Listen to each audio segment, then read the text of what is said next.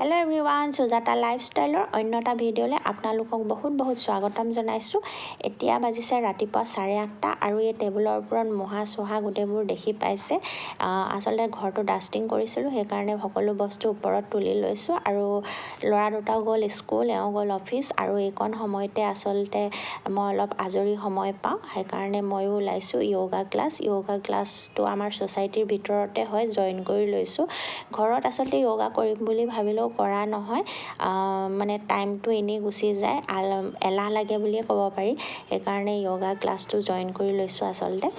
আৰু এয়া ওলাই গৈছোঁ য়োগালৈ, আৰু লগৰ এগৰাকী গৈছে।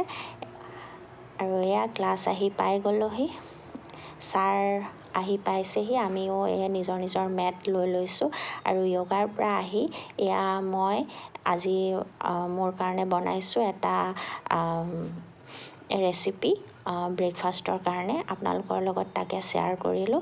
আৰু য়োগা কৰি আহিছোঁ যেতিয়া অলপ হেল্ডিকৈ খাব লাগিব, সেইবুলি ভাবি এয়া ভেজিটেবল পেনকেক বনাইছোঁ। মই আটা লৈছোঁ, ইয়াত আটা আৰু চুজি মিক্স কৰি তাত অকণমান অলপ গাখীৰ দি লৈছোঁ, আৰু এটা কণী দিছোঁ।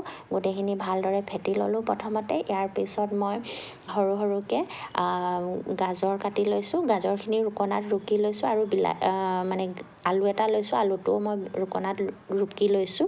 আৰু এয়া মানে আৰু লৈছিলোঁ মই বন্ধাকবিখিনি সৰুকৈ কাটি লৈছোঁ, আৰু গোটেইখিনি ভালদৰে মিক্স কৰি লৈছোঁ। আৰু সোৱাদ অনুসৰি আপোনালোকে নিমখ দি দিব।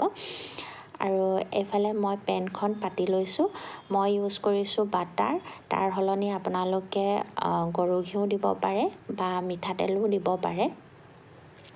বাটাৰৰ গোন্ধটো আৰু সোৱাদটো মোৰ ভাল লাগে, সেইকাৰণে মই বাটাৰ ইউজ কৰিছোঁ। আৰু এতিয়া মই এই পেনকেকৰ মিশ্ৰণখিনি দি দিছোঁ পেনখনত, 3 চামুচ দিছোঁ। আপোনালোকক যিমানটো চাইজৰ লাগে সেইটো হিচাপত আপোনালোকে লৈ ল'ব। মই এনেদৰে অকণমান ডাঙৰকৈ বনাইছোঁ। আৰু এয়া মই 2-3 মিনিটৰ কাৰণে এইখিনি ঢাকি থৈছোঁ, একেবাৰে চিমত ৰাখিছোঁ, তলৰ ফালৰ পৰা যাতে লাগি নধৰে, সেইকাৰণে মই অকণমান লৰাই দিছোঁ। আকৌ 2-3 মিনিটৰ কাৰণে ৰাখি দিছোঁ। আৰু এতিয়া উভতাই দিছোঁ এইখন, আৰু পটককৈ হৈ যায়, বেছি সময় নালাগে। আৰু পেনকেকৰ লগত খাবলৈ মই বনাইছোঁ এটা চাটনি। তাৰ কাৰণে লৈছোঁ ধনিয়া অলপ, বিলাহী লৈছোঁ, আৰু নহৰু, কেঁচা জলকীয়া লৈছোঁ।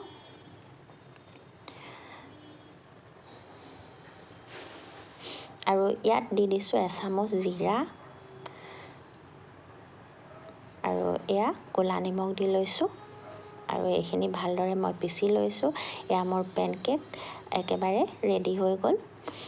আৰু এইফালে মই উলিয়াইছোঁ কাপোৰ কেইযোৰমান। আচলতে অসমলৈ যাম বুলি ভাবিছোঁ, তাৰ ব্লাউজবোৰ চিলোৱা হোৱা নাই, সেইটো কাৰণে মই উলিয়াই লৈছোঁ। আৰু এই গ্ৰীণ কালাৰৰ যিযোৰ চাদৰ মেখেলা দেখিছে, সেইযোৰ মোক বা এগৰাকীয়ে গিফ্ট কৰিছিলে। মোৰ মানে হোষ্টেলৰ পৰা একেলগতে আমি থকা হোষ্টেলত তেওঁ আহিছিলে ইয়ালৈ ফুৰিবলৈ, আৰু তেওঁ মোক গিফ্ট কৰিছিলে। তেওঁৰ লগত মোৰ একেবাৰে নিজৰ বাই ভনী নিচিনা, আৰু তেওঁ মোক বহুতখিনি গাইড কৰি থাকে। আৰু এয়া ল'ৰাকেইটা স্কুলৰ পৰা আহি গ'ল, আৰু সিহঁতক মই আনিবলৈ গ'লোঁ। আৰু তেনেকুৱাতে আহিল ধুমুহা, বতাহ, বৰষুণ। বতৰটো আজিকালি এনেদৰে চেঞ্জ হৈছে, একদম এইটো সময়ত মে' মাহত ইমান বেছি গৰম থাকে, কিন্তু এতিয়া একেবাৰে বতৰ মানে সলনি, বৰষুণ হৈছে, আৰু একেবাৰে ঠাণ্ডা, ফেনো চলাব নোৱাৰি, এনেকুৱা ধৰণৰ বতৰ। আৰু এয়া পিছবেলা সময়ত মই বতৰো একেবাৰে ডাৱৰীয়া, আৰু লগতে পপকৰ্ণ উলিয়াই লৈছোঁ, বেলকনিত বহি বৰষুণৰ মজা লৈ এয়া পপকৰ্ণ খাইছোঁ।